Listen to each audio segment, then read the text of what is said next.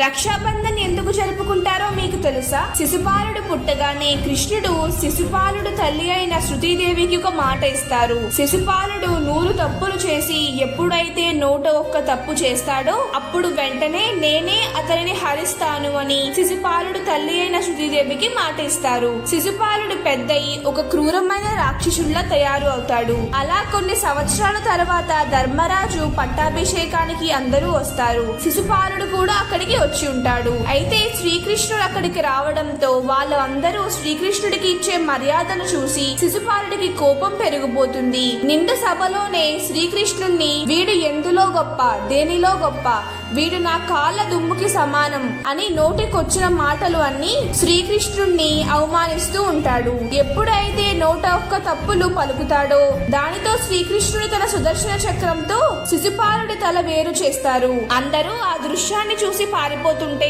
ద్రౌపది మాత్రం కృష్ణుడు సుదర్శన చక్రం వదిలినప్పుడు ఆయన వేలికి అయిన గాయం చూస్తుంది. గాయాన్ని చూసి పరిగెట్టుకుంటూ వెళ్లి తన చీరని చింపి ఆయనకి వేలికి కడుతుంది. కృష్ణుడు ఎంతో సంతోషించి, చెల్లి ద్రౌపది, అందరూ నా కోపాన్ని చూస్తుంటే నువ్వు మాత్రం నా గాయాన్ని చూసావు. ఇది కదా నిజమైన ప్రేమ అంటే.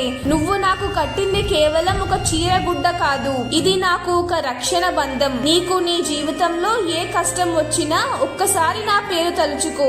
నేను ఎక్కడ ఉన్నా ఏం చేస్తున్నా అన్నీ ఆపేసి వచ్చి నీ ముందు ఉంటాను చెల్లి అని మాటేస్తారు. ఆ తర్వాత నిండు సభలో ద్రౌపది వస్త్రాభరణం చేస్తున్నప్పుడు ఆవిడికి ఎవ్వరూ సహాయం చేయలేదు. ఆమె భర్తలైన పాండవులు కూడా ఏం చేయలేక చూస్తూ ఉండిపోయారు. అప్పుడు ఏం చేయాలో తెలియని ద్రౌపది కృష్ణ కృష్ణ అని ప్రార్థించడంతో కృష్ణుడు తన వేలుకి ద్రౌపది కట్టిన గుడ్డని వదిలి ద్రౌపదిని కాపాడతారు. ఆ తర్వాత ద్రౌపది ఇంటికి వచ్చిన తర్వాత మళ్ళీ వేలికి గుడ్డ కడుతుంది. కృష్ణుడు సంతోషించి ఇక నుండి ప్రపంచంలో ఉండే అక్క లేదా చెల్లి తన అన్న లేదా తమ్ముడికి ఈ రక్షాబంధనం కడతారు. అన్న లేదా తమ్ముళ్ళు తన అక్క లేదా చెల్లిలకి రక్షణగా ఉండాలి అని ఈ పండుగని జరుపుకుంటారు అని వరమిస్తారు. మీకు కృష్ణుడు అంటే ఇష్టం ఉంటే జై కృష్ణ అని కామెంట్ చేసి సబ్స్క్రైబ్ చేసుకోండి.